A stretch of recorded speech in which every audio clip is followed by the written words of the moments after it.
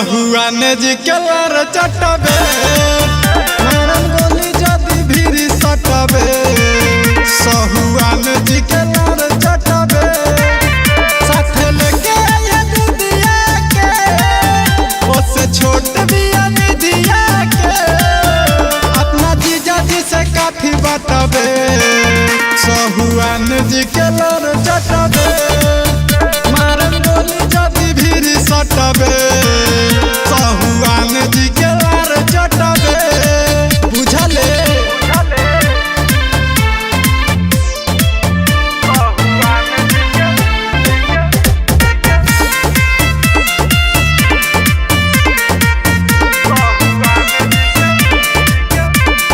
लिख फरमाइश भेजो तानी पेज में जीजा के अपना का देवे दहेज में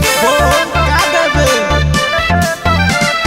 लिख फरमाइश भेजो तानी पेज में जीजा के अपना का देवे दहेज में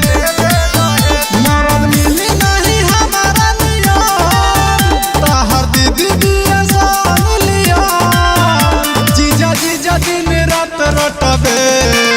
सहुआन जी के लार चटबे मारम गोली जदी भीरी सटबे हई साह जी के लार चटबे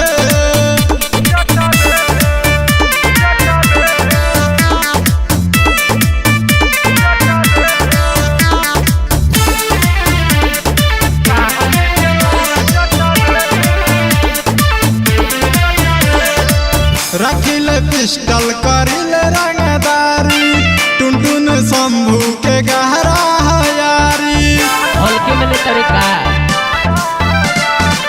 रखिल पिस्टल करिल रंगदारी टुनटुन शंभू के गहरा हयारी खरे खरे उठवाई बरे